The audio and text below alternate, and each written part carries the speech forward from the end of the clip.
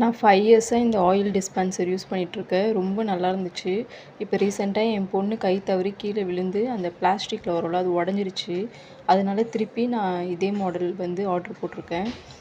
இந்த 5 இயர்ஸில் நிறைய ஆயில் டிஸ்பென்சர் மாடல் வந்திருக்கு. ஆனால் எனக்கு இதான் ரொம்ப கன்வீனியண்ட்டாக இருக்குது யூஸ் பண்ண. மெயினாக இதை வாஷ் பண்ணுறது ரொம்ப ஈஸி. மற்ற வெசல்ஸ்லாம் வாஷ் பண்ணுற மாதிரி இதையும் நம்ம நார்மலாக வாஷ் பண்ணி வச்சிடலாம். எக்ஸ்ட்ரா கேர்லாம் எதுவும் தேவையில்லை. இது 1 லிட்டர் ஆயில் டிஸ்பென்சர். இதோட ரேட் வந்து 240 ருபீஸ் வந்துச்சு. ஒவ்வொரு வாட்டி நம்ம ஆயில் ரீஃபில் பண்ணும் போதும் நம்ம வாஷ் பண்ணிவிட்டு யூஸ் பண்ணோன்னா ஆயில் ஸ்மெல் எதுவும் வராமல் இருக்கும். குவாலிட்டி வந்து ரொம்பவே நல்லாயிருக்கும். நான் 5 இயர்ஸாக யூஸ் பண்ணேன், எந்த ஒரு ப்ராப்ளமும் வரல.